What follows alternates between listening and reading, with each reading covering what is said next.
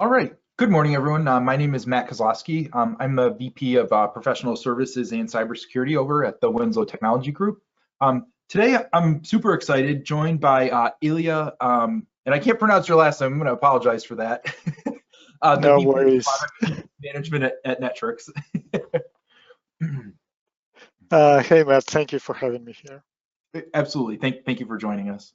Um, Before we get into it, a little bit about why this is interesting to us and some different things. So, more and more data privacy, including things like GDPR, CCPA, and then even other data classification requests are just becoming more and more prevalent and prominent as folks are adhering to not just data security frameworks, but data privacy frameworks and identifying personally identifiable information. So Netwrix is one of Winslow's great technology partners in this space, and we're really excited to have you here today and hopefully share a bunch of information around data privacy, and answer any questions that folks have. So thank you very much.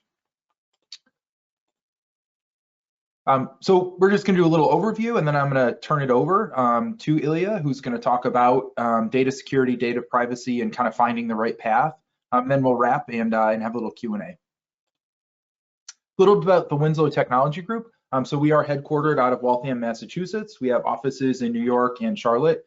We specialize in solutions from desktop to data center, including services and cybersecurity, whether it's general consulting services, helping you with data privacy and classification audits, or implementing software such as Netwrix, and then providing various assessments and whatnot along the way. We also have a full cloud solutions portfolio. And WTG's approach is basically to identify kind of game-changing technologies, and we think that Netwrix falls into that category because it solves a pretty important business and organizational problem that's continuing to get worse, and Netwrix really does it in a great kind of like simplistic way almost. It's just a really great easy software package to use.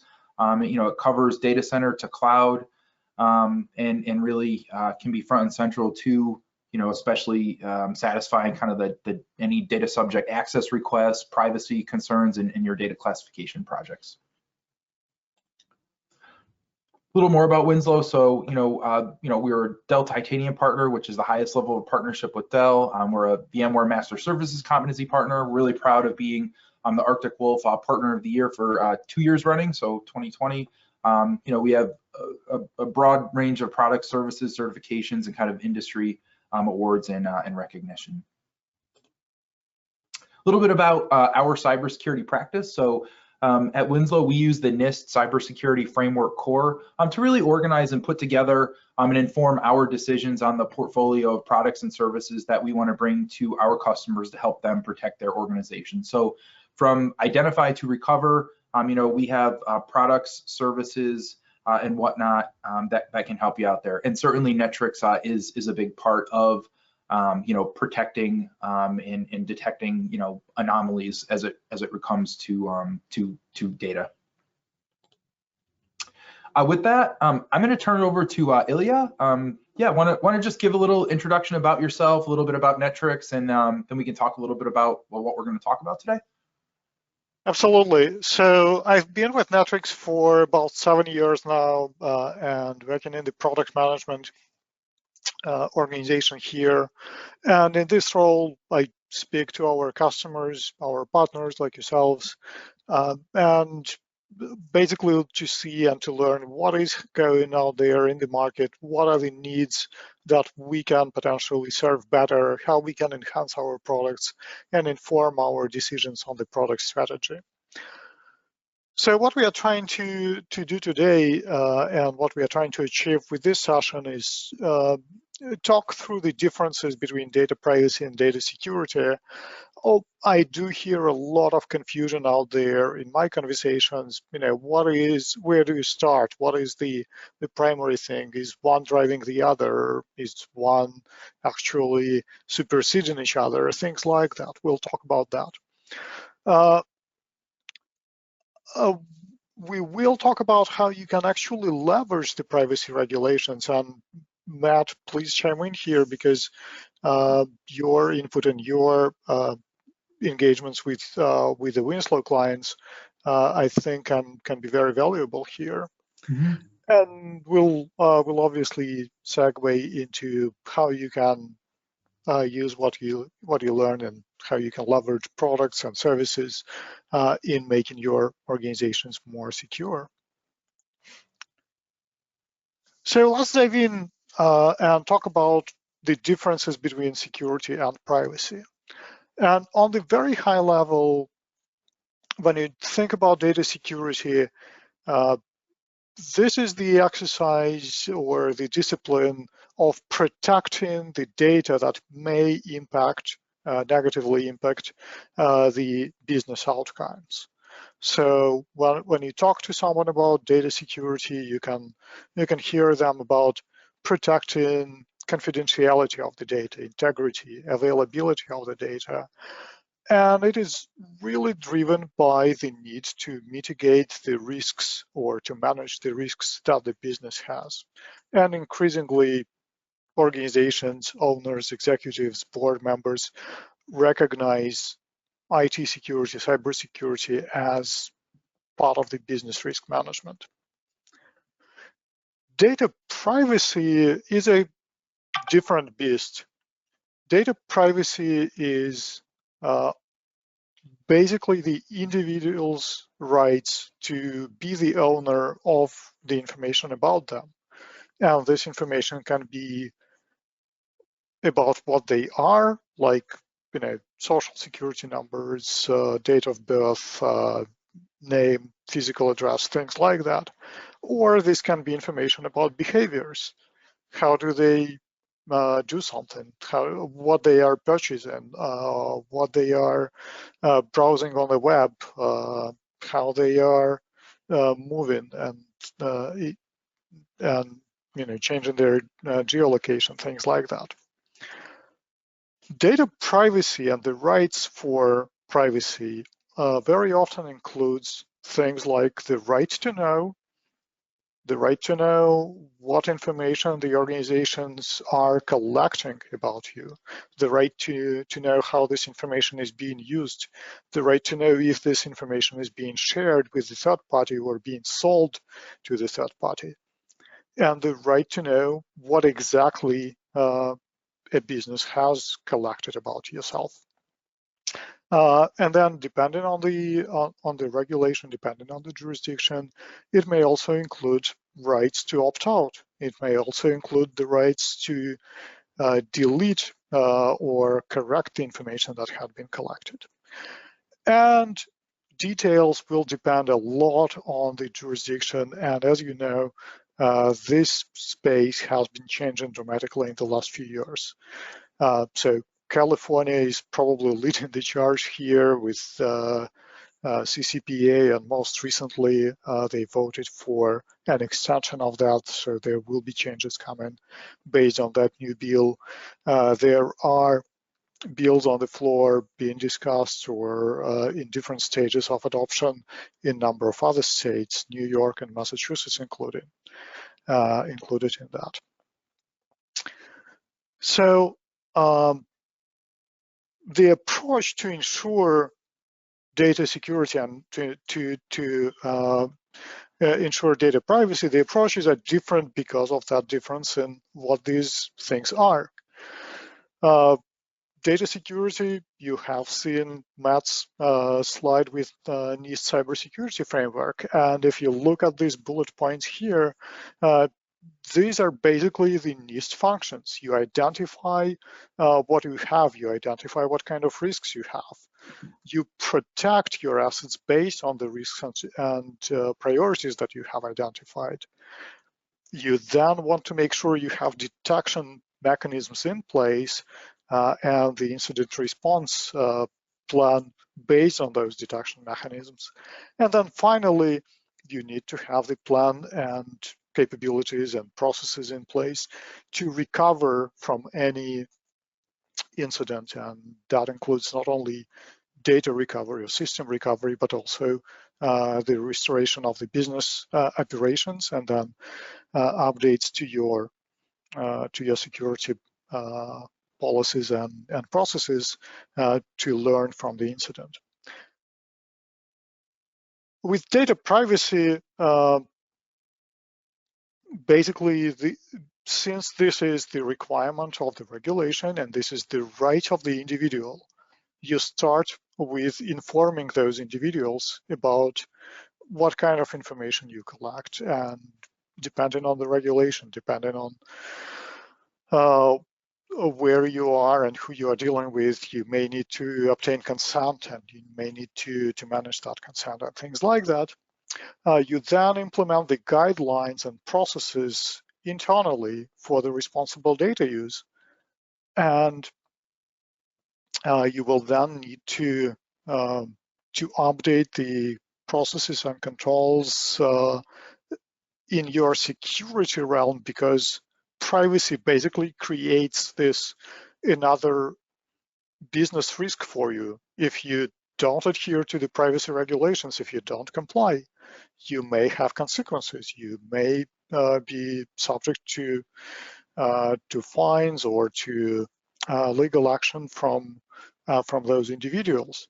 So privacy informs some of the security decisions that you make, because it may create or may extend some of your risks.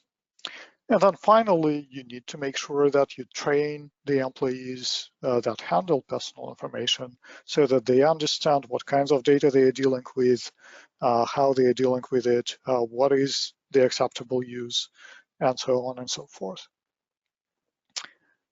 So some of the clients that we talk to are seeing privacy pretty much exclusively as something that legal team cares about, and so they kind of have to implement it, and there is no other way, and this is just another cost of doing business.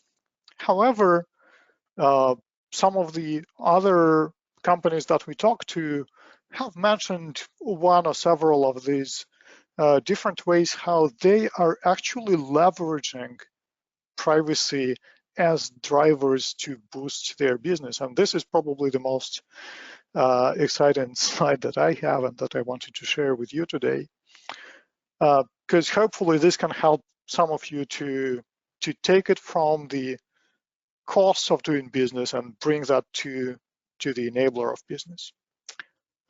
So let's talk about things on the slide here. First of all, privacy requirements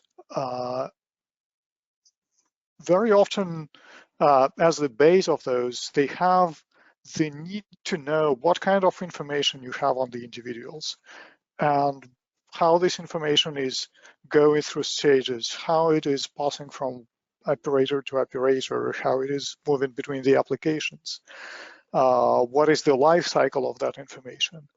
And just understanding that, discovering what you have, what kinds of information you have, where does this information exist in your organization, and then who is touching that, how they doing this, why they need to work with this information, allows you to better understand the business processes and the data that is being used.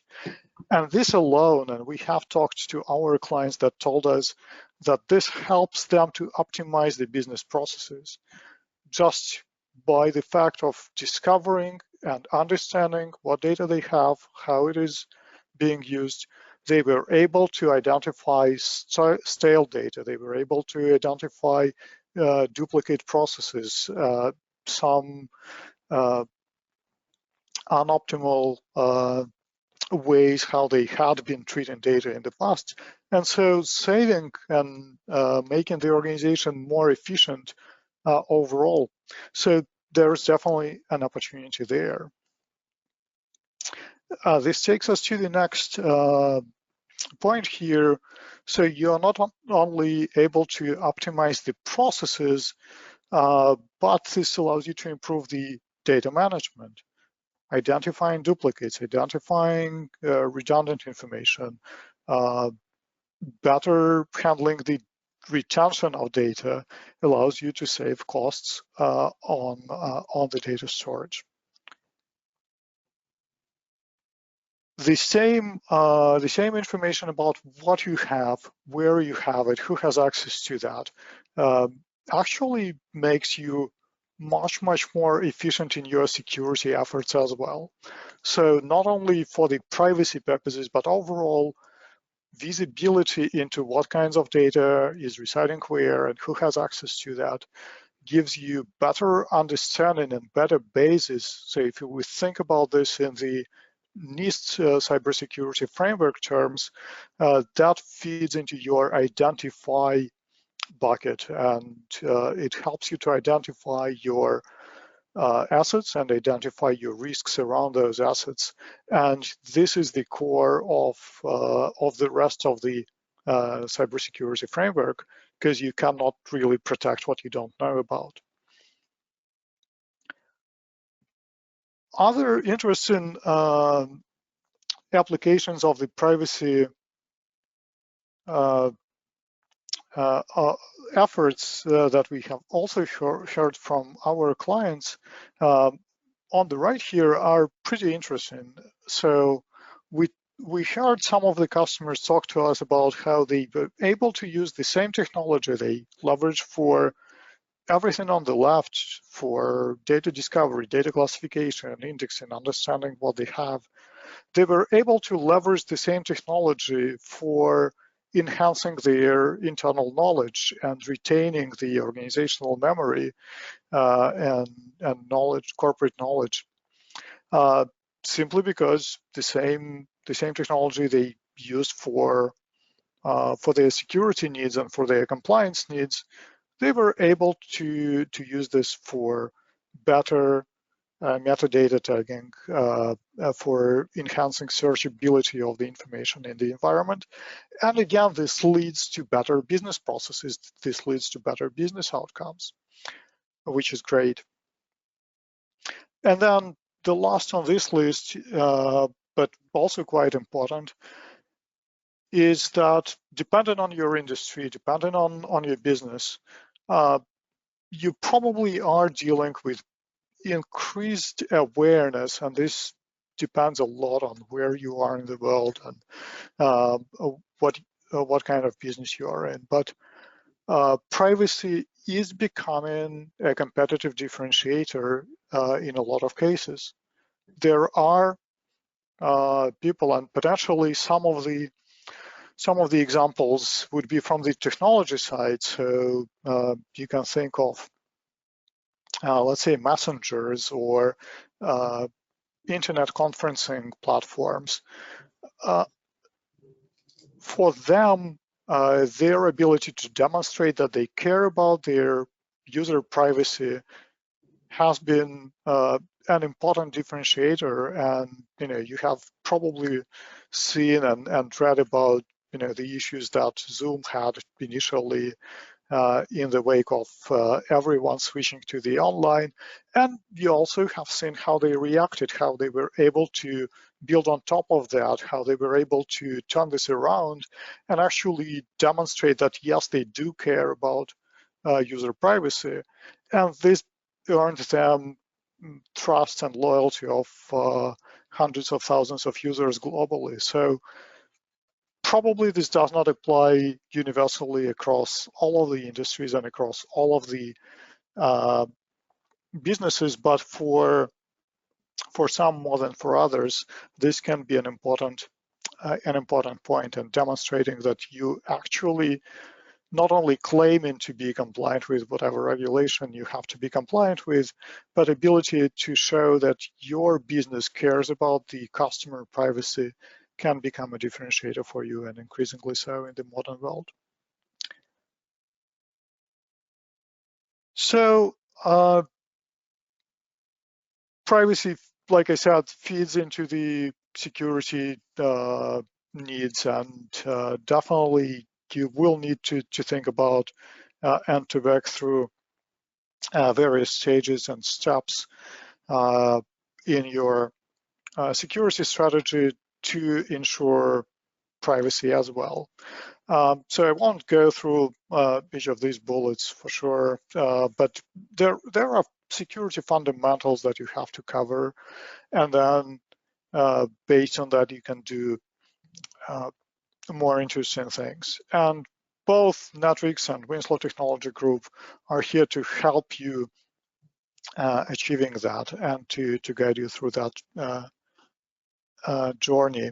So I will spend probably another couple minutes on Netwrix products and Netwrix offerings. And similar to Winslow, we are thinking about our functionality or the functionality in our products along the lines of NIST cybersecurity framework.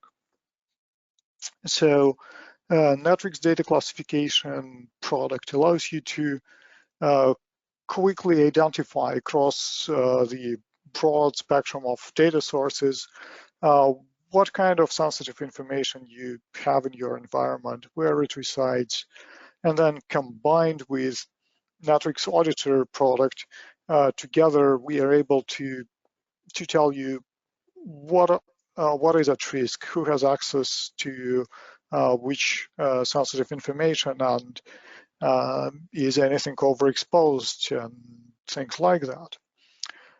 We also give you the complete audit trail of who is accessing data and systems, who is making any kind of configuration changes that may put your data at risk. And then we feed that into the information that is critical for the incident response, so that you can, in case there are alerts, in case there are incidents, so that you can quickly make the informed decisions on what is being detected, quickly prioritize the issues you need to work with, assess the scope of a potential breach if you have that, and then have a very accurate and detailed assessment of what actually happened, and kind of learn from that to enhance your security controls, to enhance your processes and policies to prevent the same thing from happening again. So the next slide summarizes the data sources that we work with, both from the audit perspective and from data discovery and classification perspective. Basically, I think like Matt mentioned in the beginning, we support both your data center environment as well as your cloud infrastructure with Office 365, Azure Active Directory, and various cloud-based file sharing services. We understand that none of the security solutions exists in a vacuum. You have to manage multiple tools and multiple solutions. So Netwrix integrates with various systems and products that exist out there, whether you need us to send an alert into your SIEM environment or feed that into your ITSM, automatically raise a ticket to create some to trigger the workflow, or if you want to leverage the results of data classification for your DLP policies, you can absolutely do that. And with that, I think, Matt, I will give it back to you. Yeah. Hey, thank you very much. This was like a really great overview. Have you seen some of the privacy regulations in California, for example, really extending to like other states also, like beyond California? You mentioned Massachusetts, for example. Right. So I believe, to the best of my knowledge, and obviously this is something where I need to mention that I'm not a lawyer, and none of this is a legal advice.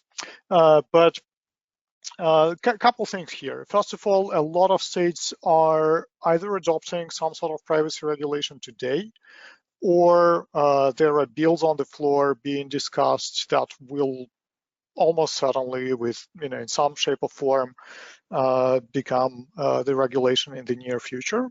Yeah. So Massachusetts is one of the states where I think there are even several alternative bills being discussed I think there are other states like Washington that are closer in terms of adopting CCPA-like regulations, but definitely there is a lot of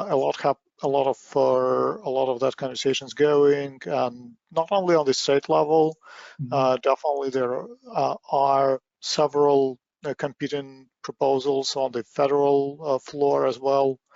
And the pandemic pushed some of this because of more pressing needs and priorities. Sure. But I would expect that mid next year probably we will see a lot of movement in this space, both on an individual state level and on the federal level. Got it. It just seems to me watching the adoption of GDPR somewhat from a distance over here, but having customers that of course have locations and conduct business in the EU. It was not simple to adopt, so I just feel like this is one of those opportunities to get a jump start on subject access and like identifying and classifying data, so that if and when the regulations are there, folks aren't scrambling to have a solution in place to manage this. So absolutely, and yeah, the key to remember here is these regulations are not actually based on where you are. The jurisdiction is based on where you conduct business. yeah, So this is the big difference. You may be in Massachusetts or in Hawaii or wherever you are, but if you have customers in California or in European Union or in Brazil or in Australia or in any of those locations where they actually adopted those privacy regulations already, you have to take care of that. So for a lot of businesses, this is the reality today, regardless of where they are located. Great. So we're coming up on the hour. I just want to throw a shout out to our NIST security evaluation. So we talk about this often, but at Winslow we're more than happy to run through a 60-minute kind of consultative interview that's based on the NIST cybersecurity framework. You'll get a report that comes out of it with kind of a red, yellow, green color coding and some suggestions for improvement. It's provided at no cost. It's a great way to just ask like any questions you have with one of our cybersecurity experts as well. With that, I'll close. And Ilya and Netwrix, I just want to say thank you very much for participating. I think there's a lot of really great information around data privacy, and I really liked that contrast and kind of difference between talking about privacy versus data security. Like that was like really interesting for me. A great little story there. So thank you. Yeah, and thank you so much for everyone for attending. Have a great day. Bye.